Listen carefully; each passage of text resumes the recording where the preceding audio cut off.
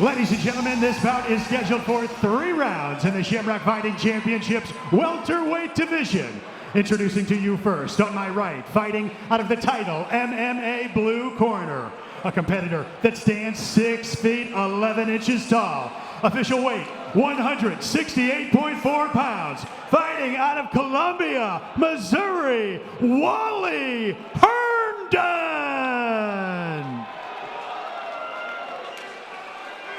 And his opponent across the cage, fighting out of the First Form red corner. This mixed martial artist stands 6 feet 2 inches tall. Official weight, 169.8 pounds. Fighting out of Coulterville, Illinois, Jeff Glover!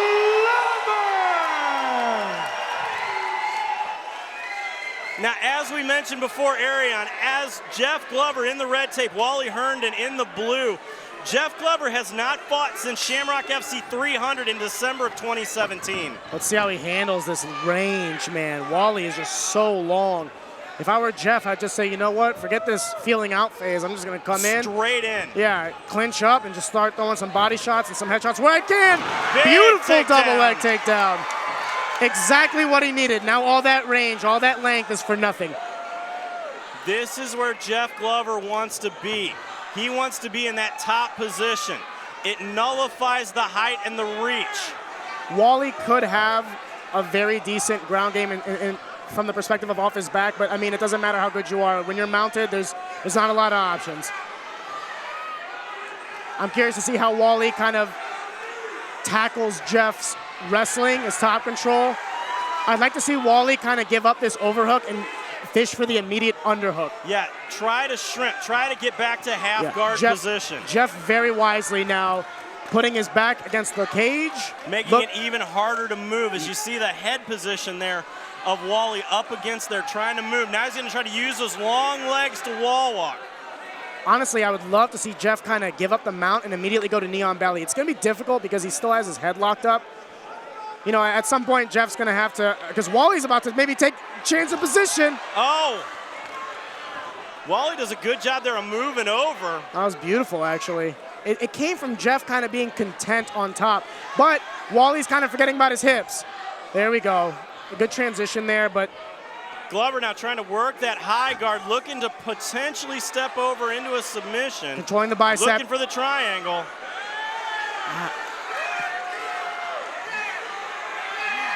Wally not really defending it wisely, if I can be honest with you, Jeremy. If Jeff just turns his angle, he can secure the underhook under the knee and have a really deep triangle. Wally's not really preventing it in any way. In fact, he's staying long with the other arm and kind of giving him that. Yeah, Wally needs to put his head down on the mat, move over potentially, where Glover needs to reach up, grab his shin and pull down. I would honestly like to see Wally turn Glover back into the cage. I could see that, yeah. It's very tough to get a triangle choke when you're kind of constricted, where your hips are kind of really stacked on top of one another. And oh, no, not quite there. No, it's but getting trying. Now it is, or not. Wally needs to immediately posture up. I don't really know what the game plan here is. Fighting Wally inside needs this to triangle. Push down, get out. There's a saying where you say your prayers, where you immediately try to fish out, but I guess Jeff himself just kind of gave up on the triangle. 10 seconds remaining here in this first round. Wally content with staying in the guard and just kind of, you know, eating these submission attempts. I'm not really sure what that game plan was. Shamrock FC 322 is sponsored by So, Arion, how do you see that as we take a look at the instant replay? I mean, first of all, can we talk about this entry on this blast double? As I was talking about how Jeff should just come on in, explode in. Look, immediately exposing the hips, turning and then securing the double leg. That's a beautiful entry point. Faking Wally with the striking, allowing him to secure the hips. A lot of times people think that, you know, transitions kind of play off of failures, but a lot of times, if you can really expose those hips on the entry, there is no need for transition. You can immediately blast double. You know who does it very well in the sport of wrestling is Jordan Burroughs. Just blast double people with a double leg. Very similar to what we just saw with Jeff. Jeff looks a little bit more taxed from that round than Wally does. It's kind of weird. Well, this is the potential of the cage rust that we've mentioned. I mean, Wally He's hasn't been even a broke a while. sweat. Wally needs to pick up his hands, though. Yeah, that's not good. This is coming from a guy who fights with his hands down. I'm the one saying it. Good over-under position here out of Jesus Jeff Glover. He's so tall. Just whips Glover around. Now he's going to start to try to use those knees. I would love to see Wally kind of expand that underhook and cause Jeff to kind of really get elongated to where he could throw knees to the abdomen and really make some success out of that. Now Glover, you're trying to do the takedown, gets it. That's a long way to fall, ladies and gentlemen. I feel like Wally kind of gave that to him. It's very weird. Immediately into mount. Now if Jeff can turn him clockwise, like I was saying earlier, he can really put that pressure on with the cage over Wally's head that way. Jeff could be in a very good position to land some ground and pound because Wally won't be able to shrimp out or be able to gain a lot of gap between both bodies. Now, here we see he's going to go back to the cage. Yeah, he's going to try to walk over again. It worked for him the first time. No, Jeff said not today.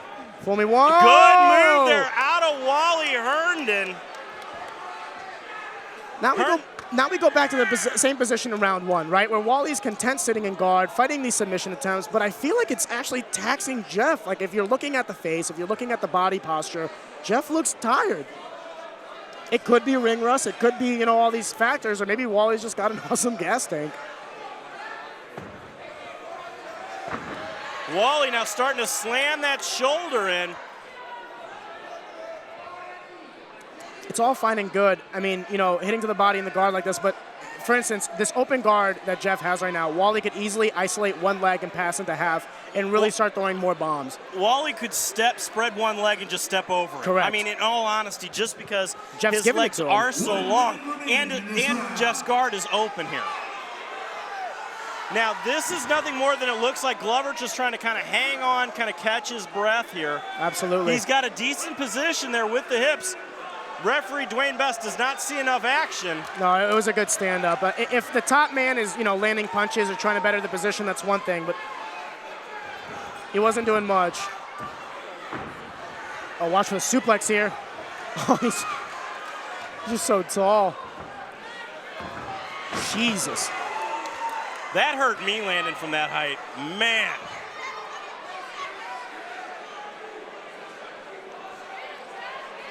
One of the things that we didn't really touch up on too much is like the awkwardness of fighting someone this tall. When you have limbs so long, it makes it difficult to fight for underhooks, makes it difficult to secure positions. And it's also difficult for Wally himself to kind of fight in a congested fight like this. So, Aaron, I mean, you fought taller guys in your career. What is it like to have to deal with that height differential? You have to want to just get inside and get it down, right? Yeah, I mean, Jeff he's got the right mentality right now, right? The part where range plays the most factor is in the striking, simply because he can hit me where I can't hit him. But once you're in once you're in the clinch, it's kind of like a diminishing factor, because then limbs can either be a detriment or a benefit to you. Obviously, certain submissions like leg triangles, arm bars can kind of come easier because your legs are longer. However, for me, as the shorter, more compact fighter, I'll be more explosive and my hips will be a little stronger. Now, as we just saw in the corner there of Wally Herndon, he doesn't even look like he's sweating yet. Now, as we look in the corner of Jeff Glover looks exhausted. Yeah, it's kind of perplexing me, because in terms of like output, I feel like Wally's doing more, right? Like, and Jeff's kind of the one who's having the dance led on him, and it's kind of weird to see this. But I will say this, every chance Wally has had to put his hands on his knees, he's taken. Whatever that means. Touch of the gloves back into the action. Glover with his hands down, just immediately like, yep, I'm going to shoot and do this. Beautiful entry right back into that takedown. Transitions to an attempted full mount, but Wally's isolating one leg. He's going to secure half. So now, Ariane, talk about in the judge's eyes, we've seen a lot of takedowns out of Glover, but they haven't got into anything. So here's what I would say, right? Wally has been on top for some of this fight, but when Jeff is on top or when Jeff is on bottom, he's the more active, the more aggressive fighter. Wally may have certain positions on Jeff, but he hasn't capitalized anything on it. You know, no real significant strikes, no submission attempts. So you can have all the position in the world, but if the other guy is hitting you, doing more, he's technically winning the fight. I personally have it 1 and 2 for Jeff. I agree with that because Wally has not been able to capitalize on anything when he did get into a top position. No, and the parts where the fight was closer to being finished all came from Jeff. As we see in this angle, Jeff Glover happy to work from half guard. I'd love to see him transition to mount or side mount from here. I mean, Wally may have like the knee kind of isolated, but he's kind of squeezing with his thighs. It's not a tight hold. Jeff could easily push down on one of the legs, and Wally's really making use of this like cage to kind of try to push off of it. He's a long guy, but it's now Jeff who's kind of holding on and keeping the position. Jeff is really looking for that head and arm triangle, but the problem is he's got the head and arm triangle in the wrong position as opposed to his body. There's no way he'll be able to finish it from there. He would have to transition completely over to the right side in order to finish that fight. Now he's trying to isolate that arm. Good crucifix. Now he's going to try to posture up. Herndon does a good job here, though, of trying to switch his hips out. Yeah, I mean, Wally's able to do this right now because he has the underhook secured. I mean, Jeff needs to be careful because Wally could easily take his back right now. All he has is like a little schoolyard hold on his head. Yeah, I mean, literally, it's like a schoolyard headlock. Wally's about to secure the back if he can get his head free, and he does. Or maybe immediately transition to... nice there by Glover to get back to full guard. He was exposed for a hot second. Trying to fish for a guillotine. Doesn't really have anything, though. An arm and guillotine this late in the fight would be incredibly tough.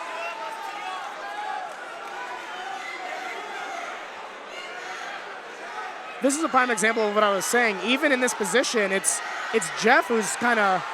Well, he's now looking for a submission, trying to get that guillotine choke. Herndon trying to punch his way out here. 10 seconds remaining. No, this is where the fight will end. Interesting contest is what I'll say about that. Good sign of sportsmanship by both men. In case it hasn't been said before, Wally is 6'11". That he is.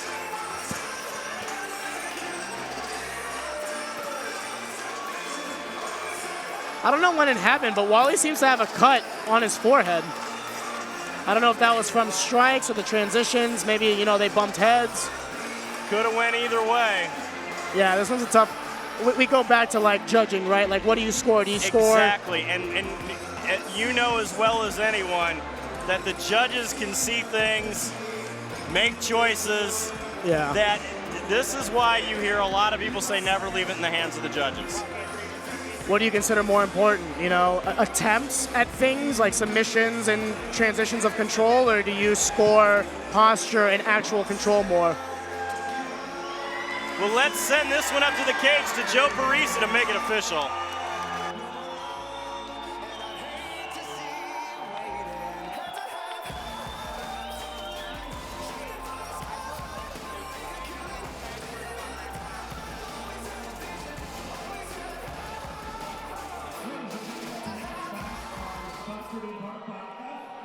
Roofing, specializing in roofs, sidings, gutters, and whole house repair. Also, by Age Law, handling divorce and custody cases.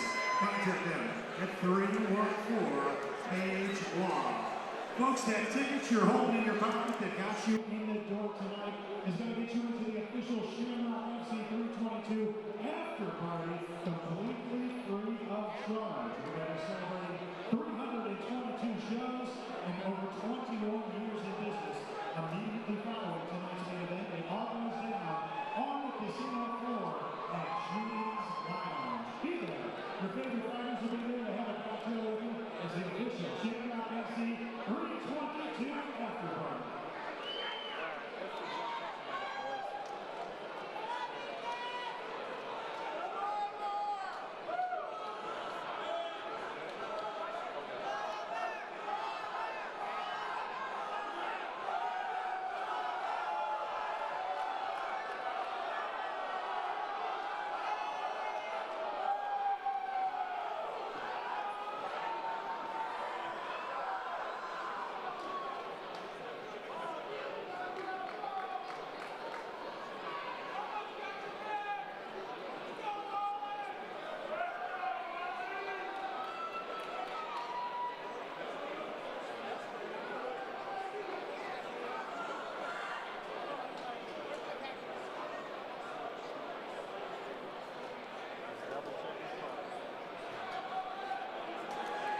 Still waiting on the decision to be read here. We still have much more fights to come. A good way to kick off the main card here, though. Jeremy Johnson along tonight with my partner, Ariane Zekthi. Well, we were saying this fight was tough to score, and I guess this is testament to that. You know, we're waiting on some judges to really finalize and stick their claim on who they think is the victor. It's tough, man. There are certain fights like these where I don't envy the job of the judge. Not at all. We still have more fights to come. Coming up in our main event tonight, Lucas Lopes makes his final walk to the cage. The Brazilian Jiu-Jitsu black belt holds wins over Thiago Alves, has one of the biggest fights in anyone that I've ever seen in shark fights back in the day against Mike Bronzoulis. I mean, it was one of the toughest fights that I'd ever seen.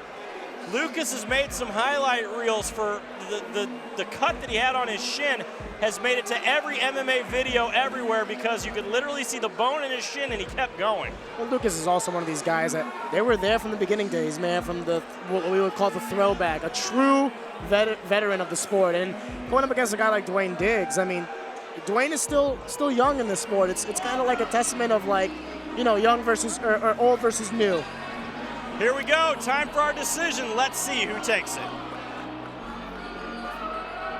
Ladies and gentlemen, after 3 rounds, we go to the judges' scorecards where we have a split decision.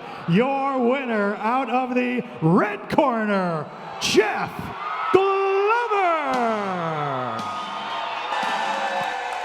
Now, as we talked about, Ariane, this goes back to the judges.